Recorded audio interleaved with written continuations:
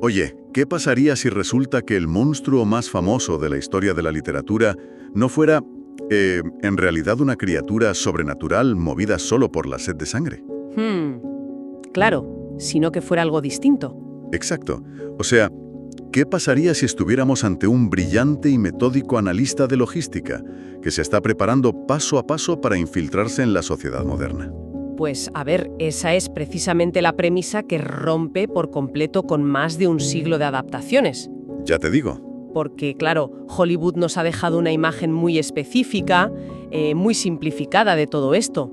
Tenemos el castillo de cartón piedra, la capa negra con el forrito rojo. Sí, el típico villano que asusta a los aldeanos con los brazos en alto. Eso es. Pero bueno, cuando uno acude a las fuentes originales, la perspectiva cambia radicalmente. Es alucinante. Totalmente. Y por eso damos la bienvenida a quienes nos escuchan a un nuevo análisis a fondo de los documentos que tenemos sobre la mesa. Qué ganas de empezar.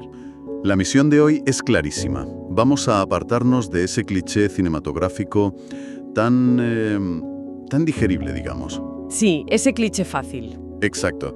Vamos a sumergirnos de lleno en el material original de la novela Drácula de Bram Stoker. Y ojo, incluyendo un texto fascinante que quedó fuera de la edición definitiva. Una joya literaria, la verdad. Lo es. El objetivo es descubrir la sorprendente arquitectura literaria que hace de esta obra una maestra del suspense.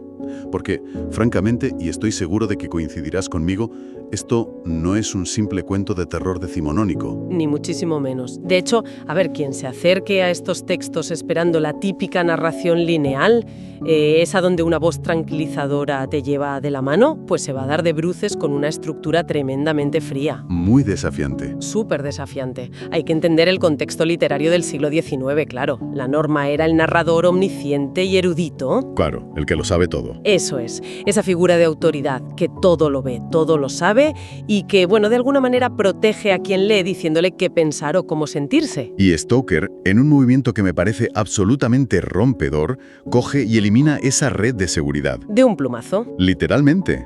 Lo que tenemos en nuestros documentos es una avalancha de materiales de primera mano. O sea, diarios íntimos, recortes de periódico. Cartas comerciales. Sí, fonógrafos, telegramas. Y la pregunta clave aquí, o sea, lo que tenemos que plantearnos es ¿por qué utilizar este formato? ¿Y cómo afecta esto a la psicología de la lectura? Al fragmentar la información así, Stoker obliga a quien lee a convertirse en investigador.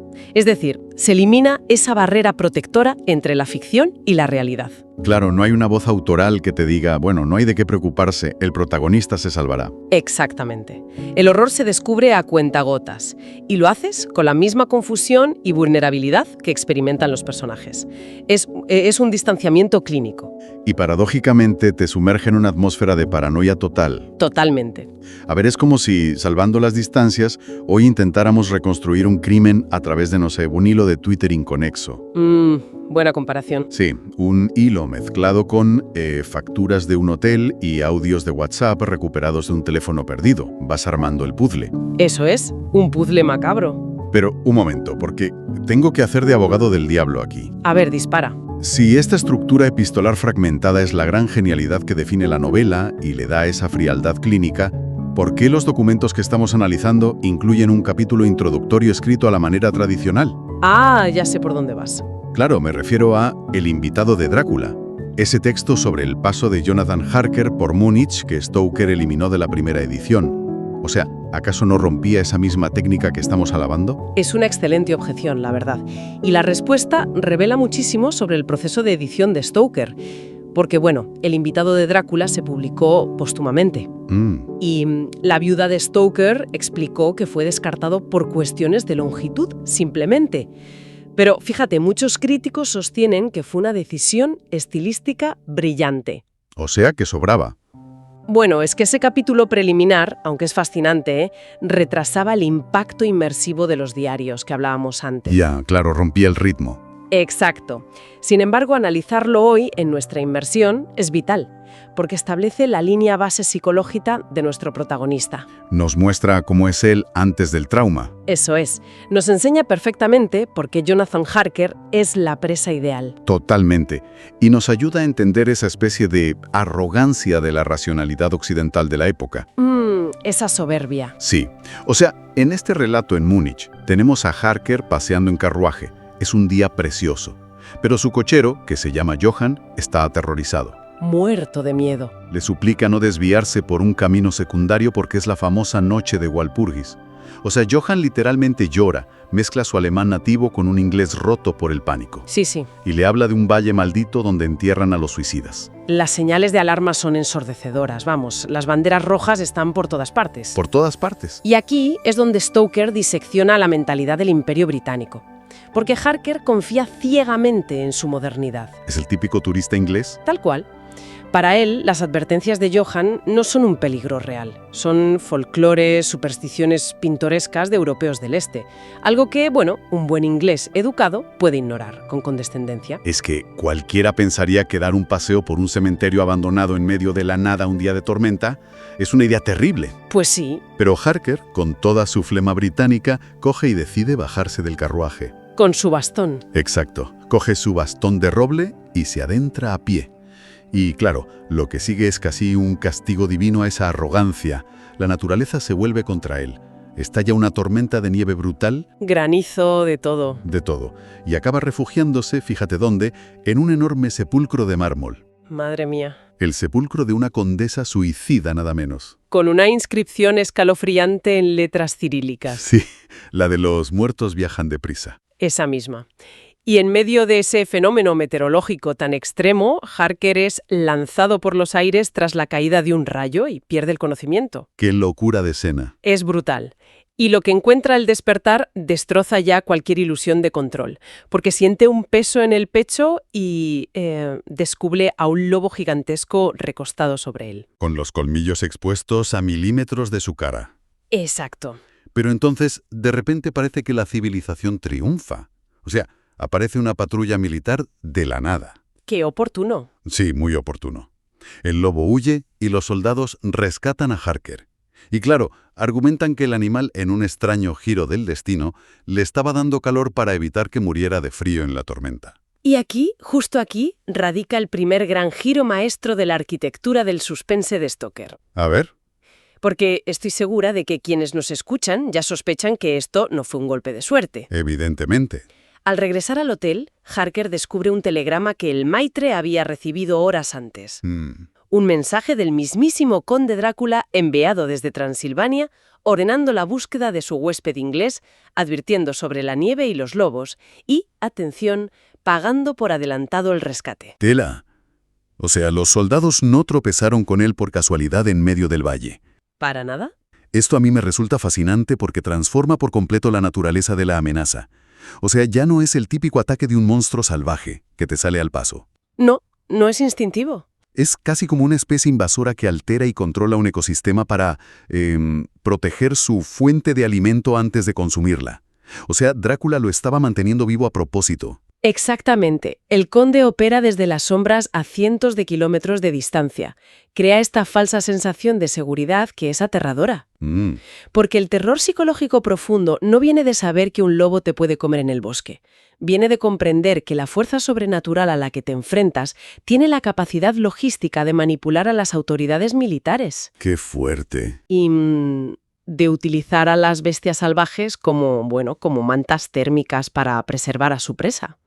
Es la subversión total del concepto de rescate, claro. Eso es. Harker ahora lleva un equipaje invisible de vulnerabilidad total mientras avanza hacia su verdadero destino.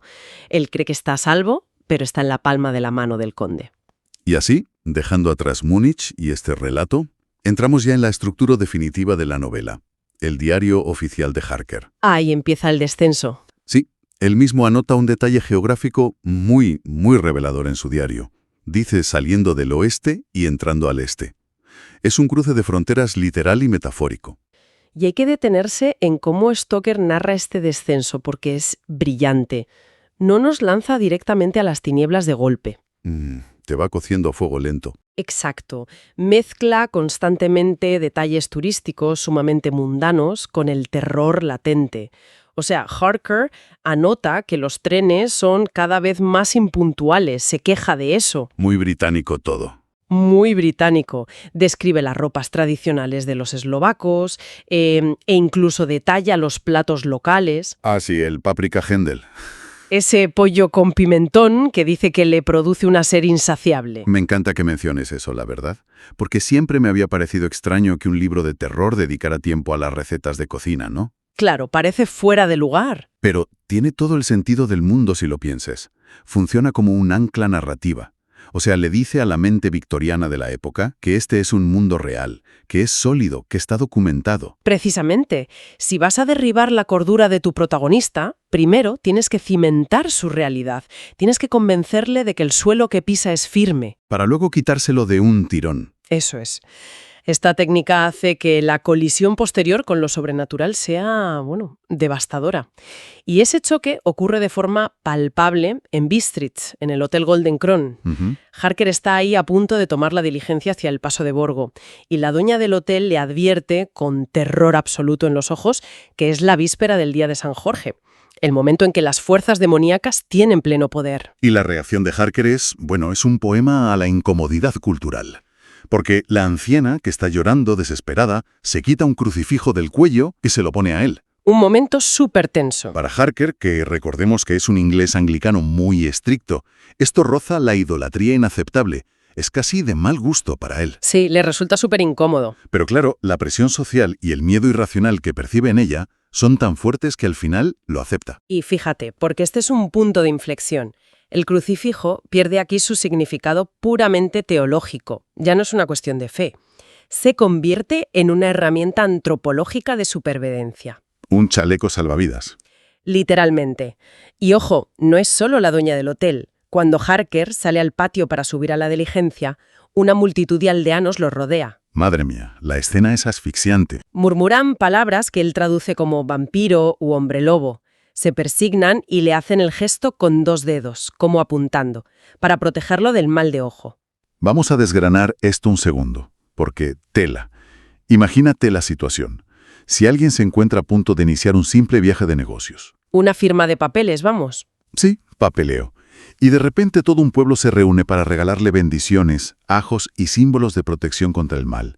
La tensión se vuelve insoportable. Es que te vuelves loco. Harker viaja con su moderno diccionario políglota, intentando traducir los murmullos, ¿sabes? Tratando de encajar una situación ancestral y aterradora en su cuadriculada mente de oficinista de Londres.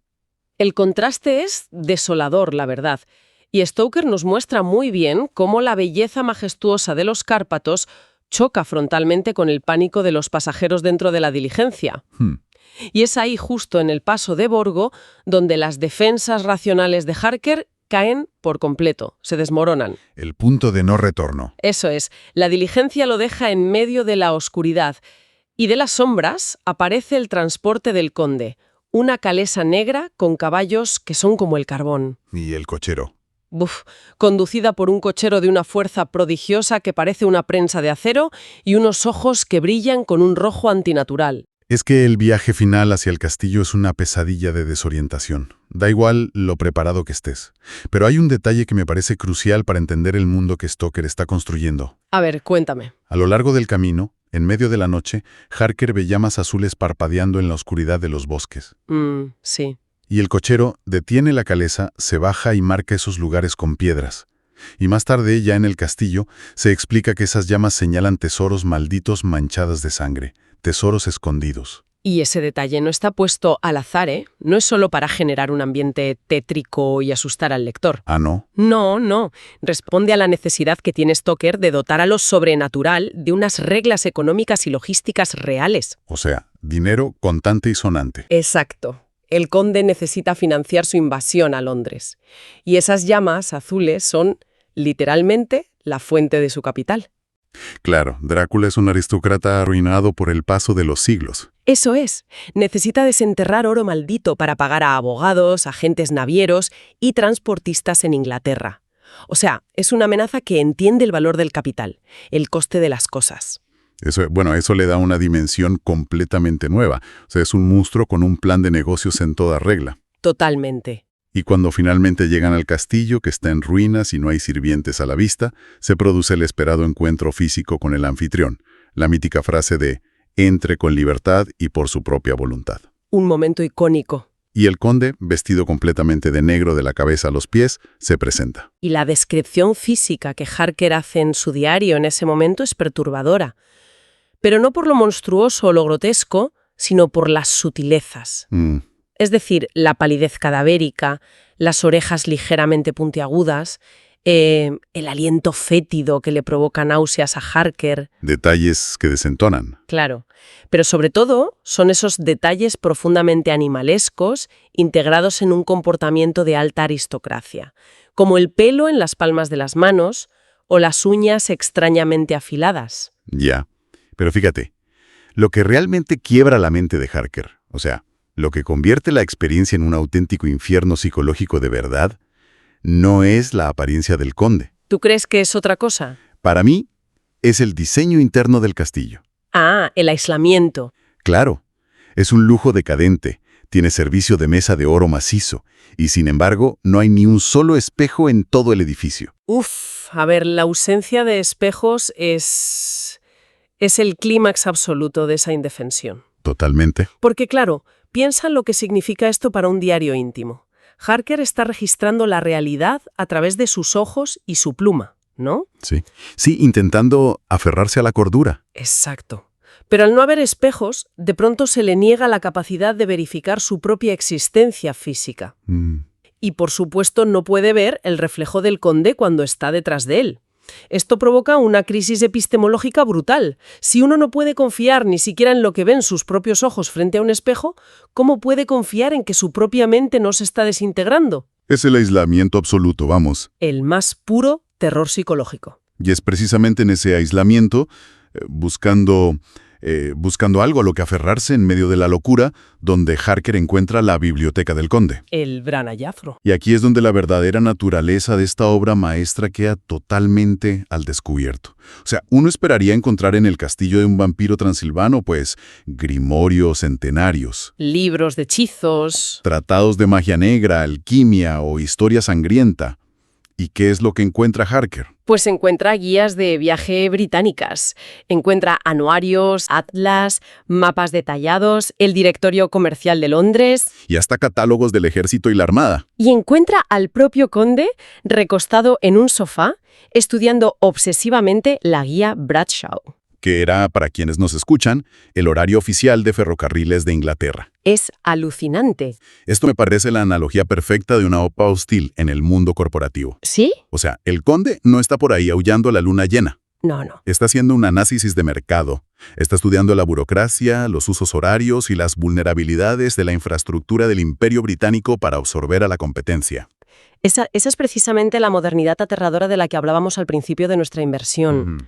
Hay que recordar que Stoker trabajó durante años como gerente comercial del Lyceum Theatre de Londres. Ah, claro, conocía el mundillo. Exacto. Era un hombre de negocios. Estaba acostumbrado a gestionar balances, horarios de trenes para las giras teatrales, contratos de personal. Y él inyectó toda esa misma obsesión logística en su monstruo. Es brillante. Drácula confiesa en un momento dado que su mayor deseo es caminar por las abarrotadas calles de Londres sin ser detectado por nadie, y utiliza esa biblioteca como una herramienta de asimilación cultural y táctica. Quiere conocer el acento a la perfección, las costumbres legales para comprar propiedades a través de testaferros, o sea, la propia firma de abogados para la que trabaja el pobre Harker. Todo calculado. Es espeluznante. El horror gótico abandona la clásica aldea transilvana y se prepara para golpear el centro neurálgico del mundo moderno, que era Londres. Exactamente. Su objetivo no es gobernar desde el terror visible o convertirse en un tirano de cuento. Su objetivo es asimilarse de manera invisible. Y para lograrlo necesita a Harker, pero no como simple alimento, sino como tutor cultural. ¿Un profesor particular? Eso es. Le extrae información sobre el sistema legal británico, sobre la geografía urbana de Londres, sobre la discreción de las agencias de transporte.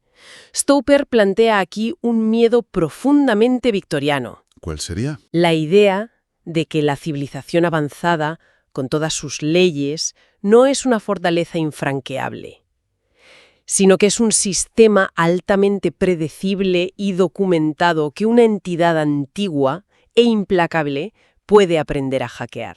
O sea, usar las reglas del sistema contra el propio sistema. Exacto. Pues a ver, si recopilamos todas las piezas de este rompecabezas narrativo que Stoker nos ha dejado en los documentos de hoy, queda clarísimo por qué esta historia trasciende el paso del tiempo. Sin duda. La arquitectura del libro, basada en recibos, en cartas y en diarios íntimos de gente corriente, es el vehículo perfecto para mostrar la fragilidad humana. El verdadero terror no son los colmillos atravesando el cuello en la oscuridad, ¿verdad? No. El terror es la impotencia ante una inteligencia que se aprovecha sistemáticamente de las debilidades de la sociedad.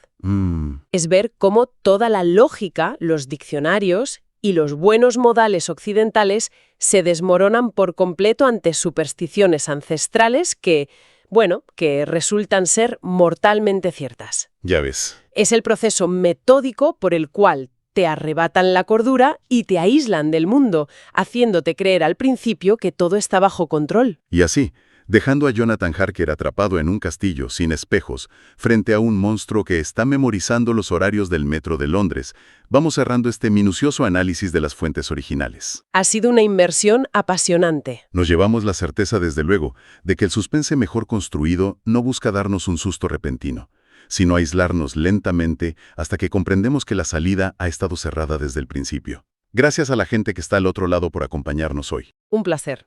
Y quizá valga la pena dejar una última idea flotando en el aire para quien desee reflexionar por su cuenta sobre lo que acabamos de desgranar. A ver, adelante. Si el arma más letal y devastadora del conde Drácula no fue su fuerza bruta ni su control sobre los lobos, sino su paciencia obsesiva para estudiar la infraestructura, los horarios y las normativas legales de la sociedad a la que planeaba infiltrarse. Ya veo por dónde vas. Cabría preguntarse cuántos condes modernos podrían estar caminando a nuestro alrededor hoy en día. Madre mía. Individuos o entidades perfectamente camuflados y educados que han analizado nuestros algoritmos, nuestras rutinas digitales y nuestras vulnerabilidades cotidianas, mucho antes siquiera de que notemos su presencia. ¿Tela? Es una idea bastante inquietante para rumiar la próxima vez que un completo desconocido parezca conocer exactamente qué queremos escuchar.